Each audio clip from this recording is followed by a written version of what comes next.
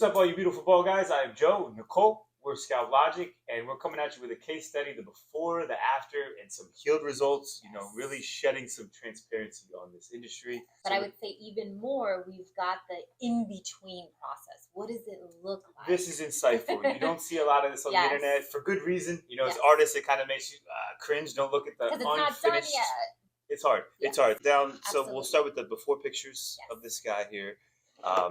Pretty typical. Has more hair than most guys that we see. Correct. Really great skin. I would say mid-20s to early 30s, coming from out of state, really wanting something soft, subtle, but also kind of wanting a more full hairline. Okay, cool. So we got the over top bird's eye view picture, and then we also have the side profile. This is something I mention a lot. You know, a lot of people just consider, you know, when you see before and afters all over the internet, right? You see guys coming in that want their hairline on. Face on. They only consider this, right? They don't consider that flow, how it ties in. Angle. And his hairline now. This is the hairline that we drew on him, that he chose, we chose together. Absolutely. Anything you want to mention there? I would just say his was a little bit more full than generally we would like to start off with the first session. We're always creatures of let's do this as cautious as possible because we can always add and we can never ever take away. And he was very certain exactly where he wanted his hairline. What's so cool, a lot of these things are a matter of opinion. You tend to be a little more conservative, meaning you want to put the hairline higher, and I'm on the opposite end of the spectrum. I always want to go a little more full. But again, of course, it's up to the guy getting it done. I'm baby steps.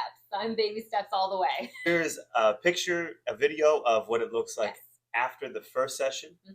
Okay, the impressions, that's what we're so big about. That's what we geek about, is seeing these little impressions, the same exact size as the native hair follicle stubble. Into the healed results now. We have two different sets of pictures. We have him submitting pictures to us from home, wherever his lighting is.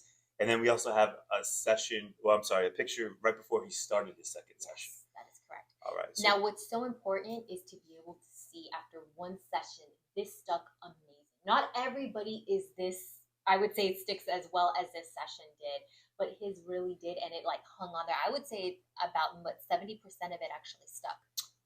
Yeah, I mean, it's so hard to call it a number. It's going to look different on everybody. And what does 70% look like to one guy is 50% to another guy. You know, proof is in the pudding. You really need a visual for a lot of stuff. I think that's why there's such a gap of education and information in this industry. It's a lot of visual. And again, that's why we put ourselves out. We try to put ourselves out here as much as possible. Right. So let's talk about, there's two things I want to talk about is his side profile, like I mentioned before. I think that just fits that frame that we created to his face. It just hits his features. It optimizes his look. I love that. That's what's so many people are not understanding that. It's true. They come in with an image that they had, but it's like their face, it may not be the same, you know, shape as that person's picture. And they're like, this is what I want, but it doesn't hit it for that person. Yeah, I would say bald guys unite. You know, it's a lot of people don't understand until you lost hair. You're like, why do you have a tattoo on your head? Why do you have SMP? Why not just be bald? And I'm like, my reply is that frame to hit you. Oh, it brings you back to life, doesn't it? We're still bald. I mean, get even a gentleman with a hat on, right? You meet him, and let's say he goes on a date, and then he the hat is a frame. It is. It gives that frame. Exactly. And it makes him feel more confident and gives the appearance of youthful. You walk differently, and maybe if you haven't lost hair, maybe you don't know. We sound so dramatic, but if you lost hair, you know exactly what I'm saying. You walk different when you find a remedy that fits for you. And then also, this is I want to show. This is a bird's eye view of.